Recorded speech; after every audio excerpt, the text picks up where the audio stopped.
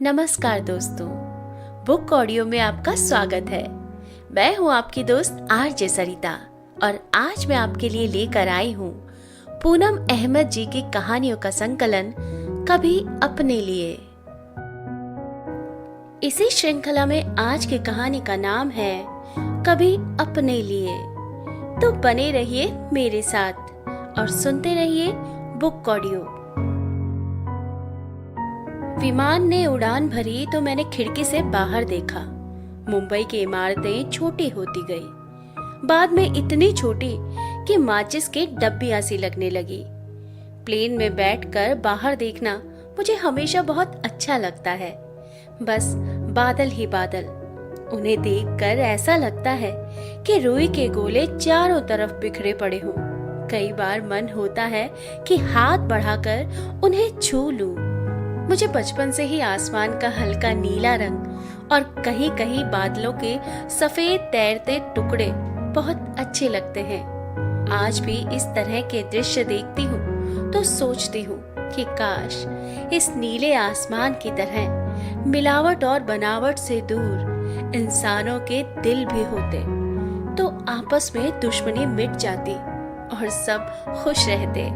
दिल्ली पहुँचने में 2 घंटे का समय लगना था।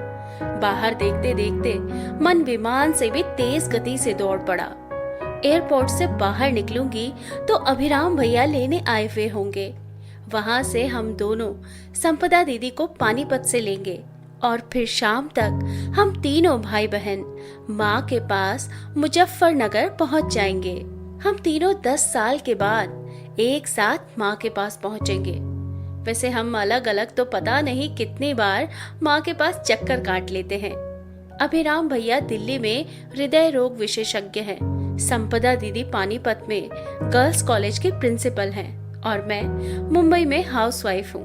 10 साल से मुंबई में रहने के बावजूद यहाँ के भाग दौड़ भरे जीवन से अपने को दूर ही रखती हूँ। बस पढ़ना लिखना मेरा शौक है और मैं अपना समय रोजमर्रा के कामों को करने के बाद अपने शौक को पूरा करने में बिताती हूँ। शशांक मेरे पति हैं। मेरे दोनों बच्चे स्नेहा और यश मुंबई के जीवन में पूरी तरह रम गए हैं।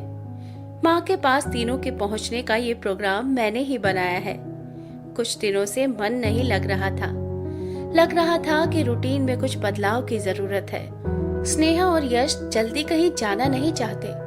वे कहीं भी चले जाते हैं तो दोनों के चेहरों से बोरियत टपकती रहती है। शशांक सेल्स मैनेजर हैं, अक्सर टूर पर रहते हैं। एक दिन अचानक मन में आया कि माँ के पास जाऊं और शांति से कम 1 सप्ताह रह कर आऊं। शशांक या बच्चों के साथ कभी जाती हूँ तो जी भरकर माँ के साथ समय भी नहीं बिता पाती।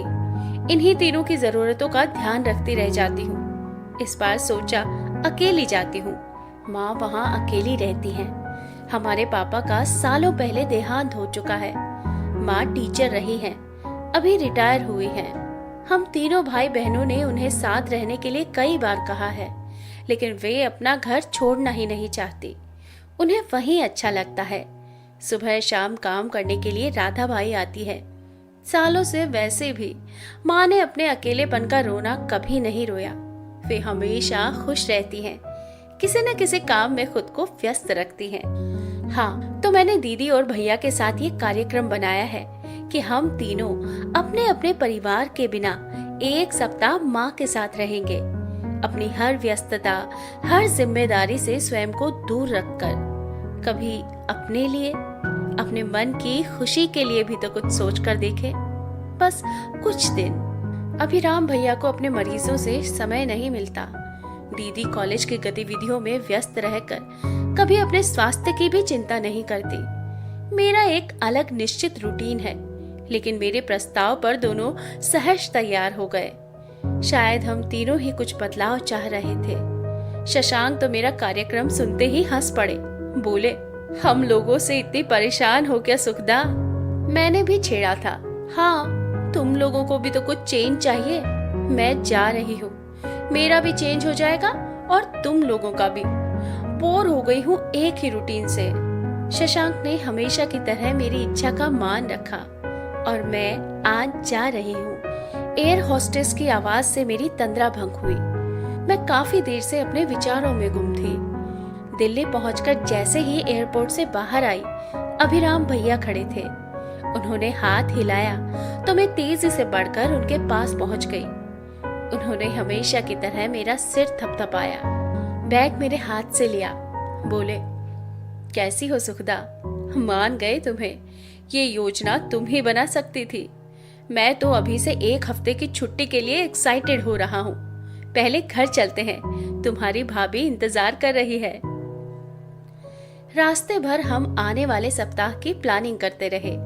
भैया के घर पहुंचकर स्वाति भाभी के हाथ का बना स्वादिष्ट खाना खाया। अपने भतीजे राहुल के लिए लाए उपहार मैंने उसे दिए तो वो चहक उठा। भैया बोले, सुखदा थोड़ा आराम कर लो। मैंने कहा, बैठी बैठी ही आई हूँ, एकदम फ्रेश हूँ, कब निकलना है? भाभी ने कहा, 1-2 दिन मेरे पास भी रुको। अरे नहीं भाभी, आज जाने दो, अगली बार रुकूंगी पक्का। हाँ भाई, मैं कुछ नहीं बोलूंगी बहन भाई के बीच में। फिर हंसकर कहा, वैसे कुछ अलग तरह का ही प्रोग्राम बना है इस बार। चलो जाओ तुम लोग, माँ को सरप्राइज दो। मैंने भाभी से विदा लेकर अपना बैग उठाया। भैया ने अपना सामान तैयार कर रखा था। हम भैया की गाड़ी से ही पानीपत बढ़ चले। वहाँ संपदा दीदी हमारा इंतजार कर रही थी। 2.5 घंटे में ही हम दीदी के पास पहुँच गए। वहाँ चाय नाश्ता किया। जीजाजी हमारे प्रोग्राम पर हंसते रहे, अपनी टिप्पणियां दे देकर हंसाते रहे। बोले, अरे हाँ भाई, ले जाओ अपनी दीदी को, इस बहाने थोड़ा आराम तो मिल जाएगा इसे। फिर धीरे से बोले, हमें भी। सब ठहाका लगाकर हंस पड़े। दीदी की बेटियों के लिए लाए उपहार उन्हें देकर हम माँ के पास जाने के लिए निकल पड़े। पानीपत से मुजफ्फरनगर तक का समय कब कट गया पता ही नहीं चला। मुजफ्फरनगर में गांधी कॉलोनी में जब कार मुड़ी तो हमें दूर से ही अपना घर दिखाई दिया। तो भैया बच्चों की तरह बोले, बहुत मजा आएगा, माँ के लिए ये बहुत बड़ा सरप्राइज होगा। हमने धीरे से घर का दरवाजा खोला। बाहरी दरवाजा खोलते ही गेंदे के फूलों की खुशबू हमारे तन मन को महका गई। दरवाजे के एक तरफ अनगिनत गमले लाइन से रखे थे और माँ अपने बगीचे की क्यारी में झुकी कुछ कर रही थी। हमारी आहट से मुड़कर खड़ी हुई तो खड़ी की खड़ी रह गई। इतना ही बोल पाई, तुम तीनों एक साथ? हम तीनों ही माँ के गले लग गए और माँ ने अपने मिट्टी वाले हाथ झाड़कर हमें अपनी बाहों में भरा तो पल भर के लिए सबकी आंखें भर आई। फिर हम चारों अंदर गए। दीदी ने कहा, ये कार्यक्रम सुखदा ने मुंबई में बनाया और हम आपके साथ पूरा 1 हफ्ता रहेंगे। माँ की खुशी का कोई ठिकाना नहीं था। हमारे सुंदर से खुले खुले घर में माँ अकेली ही तो रहती है। हाँ, एक हिस्सा उनके किराएदार के पास है। माँ के मना करने पर भी हम दोनों माँ के साथ किचन में लग गई और भैया थोड़ी देर सो गए। इतनी देर गाड़ी चलाने से उन्हें कुछ थकान भी तो थी। फिर हम चारों ने डिनर किया, अपने अपने घर सबके हाल चाल लिए। सोने को हुए तो बिजली चली गई। माँ को फिक्र हुई, बोली, तुम तीनों को दिक्कत होगी, अब इन्वर्टर भी खराब है। तुम लोगों को तो एसी की आदत है, मैं तो छत पर भी सो जाती हूँ। संपदा दीदी ने कहा, माँ मुझसे छत पर नहीं सोया जाएगा। भैया बोले, अब फिक्र क्यों करती हो दीदी, चलकर देखते हैं। और हम चारों अपनी अपनी चटाई लेकर छत पर चले गए। हम छत पर क्या गए, तन मन खुशी से झूम उठा। क्या मनमोहक दृश्य था। फूलों की मादक खुशबू छाई हुई थी। संदली हवाओं के बीच धवल चांदनी छिटकी हुई थी। हम सब खुले आसमान के नीचे चटाई बिछा कर लेट गए। फ्लैटों में तो कभी छत के दर्शन ही नहीं हुए थे। खुले आकाश के आंचल में तारों का झिलमिल कर टिमटिमाना बड़ा ही सुखद एहसास था। बचपन में माँ ने कई बार बताया था, ठीक 4 बजे भोर का तारा निकल आता है। प्रकृति में कितना रहस्य व आनंद है, लेकिन आज का मनुष्य तो बस मशीन बनकर रह गया है। अच्छा किया तुम लोग आ गए। रोज के दौड़ भाग से तुम लोगों को कुछ आराम मिल जाएगा। माँ ने कहा, प्राकृतिक सुंदरता को देखते देखते हम कब सो गए पता ही नहीं चला, जबकि एसी में भी इतना आनंद नहीं था। सबने सुबह बहुत ही तरोताजा महसूस किया, जैसे हम में नई चेतना, नए प्राण आ गए थे। गमले के पौधों की खुशबू से पूरा वातावरण महक रहा था। रजनीगंधा व बेले की खुशबू ने तन मन दोनों को सम्मोहित कर लिया था। हम नीचे आए। माँ नाश्ता तैयार कर चुकी थी। भैया अपनी पसंद के आलू के पराठे देखकर खुश हो गए। उत्साह से कहा, आज तो खा ही लेता हूँ, बहुत हो गया दूध और कॉर्नफ्लेक्स का नाश्ता। मैंने कहा, माँ मुझे तो कुछ हल्का ही दे दो, मुझे सुबह कुछ हल्का ही लेने की आदत है।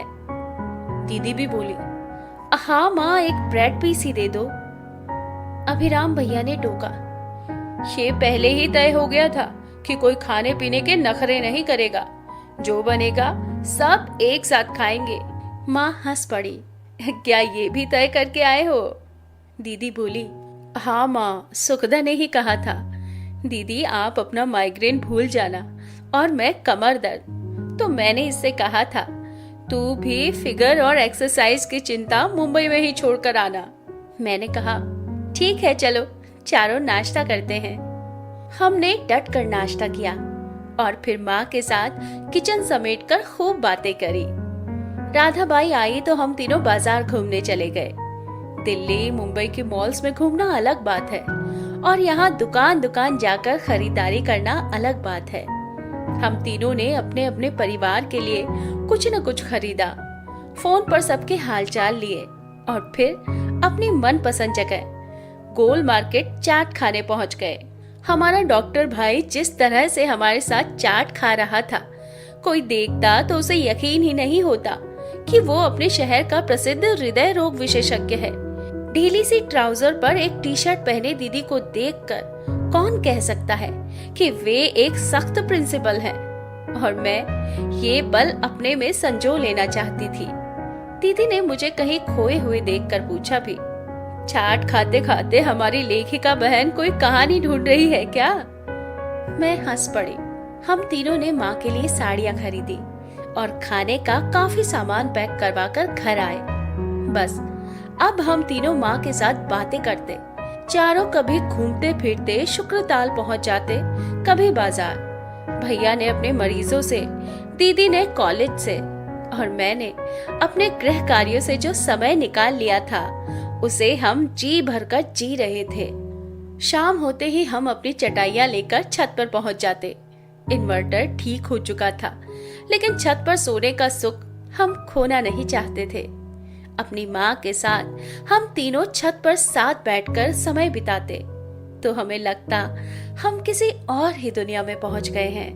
मैं सोचती, महानगर में सोचने का वक्त भी कहाँ मिलता है, अपनी भावनाओं को टटोलने की फुर्सत भी कहाँ मिलती है, शाम की लालिमा को निहार कर कल्पनाओं में डूबने का समय कहाँ मिलता है, सुबह सूरज की रोशनी से आंखें चार करने का पल तो कैद हो जाता है कंक्रीट की दीवारों में। दीदी अपना माइग्रेन और मैं अपना कमर दर्द भूल चुकी थी। आंगन में लगे अमरूद के पेड़ से जब भैया अमरूद तोड़कर खाते तो दृश्य बड़ा ही मजेदार होता। छठी रात थी, कल जाना था। छत पर गए तो लेटे लेटे सब चुप से थे। छत पर गए तो लेटे लेटे सब चुप से थे। मेरा दिल भी भर आया था। ये दिन बहुत अच्छे बीते थे, बहुत सुकून भरे और निश्चिंत से दिन थे। ऐसा लगता रहा था कि फिर से बचपन में लौट आए थे, वही बेफिक्री के दिन। सच ही है, किसी का बचपन उम्र बढ़ने के साथ भले ही बीत जाए, लेकिन वो उसके सीने में सदैव सांस लेता रहता है। ये संसार प्रकृति तो नहीं बदलती, धूप छांव, चांद तारे, पेड़ पौधे जैसे के तैसे अपनी जगह खड़े रहते हैं और अपनी गति से चलते रहते हैं। वो तो हमारी ही उम्र कुछ इस तरह बढ़ जाती है कि बचपन की उमंग फिर जीवन में दिखाई ही नहीं देती। माँ ने मुझे उदास और चुप देखा तो मेरे लेखन और मेरी प्रकाशित कहानियों की बातें छेड़ दी, क्योंकि माँ जानती है यही एक ऐसा विषय है जो मुझे हर स्थिति में उत्साहित कर देता है। मुझे मन ही मन हंसी आई। बच्चे कितने भी बड़े हो जाएं, माँ हमेशा अपने बच्चों के दिल की बात समझ जाती है। माँ ने मेरी रचनाओं की बात छेड़ी तो सब उठकर बैठ गए। माँ, दीदी, भैया, वे सब पत्रिकाएं जिनमें मेरी रचनाएं छपती रहती हैं, जरूर पढ़ते हैं और पढ़ते ही सब मुझे फोन करते हैं और कभी कभी तो किसी कहानी के किसी पात्र को पढ़ते ही समझ जाते हैं कि वो मैंने वास्तविक जीवन के किस व्यक्ति से लिया है। फिर सब मुझे खूब छेड़ते हैं। कुछ हंसी मजाक हुआ तो फिर सबका मन हल्का हो गया। जाने का समय आ गया। दिल्ली से ही फ्लाइट थी।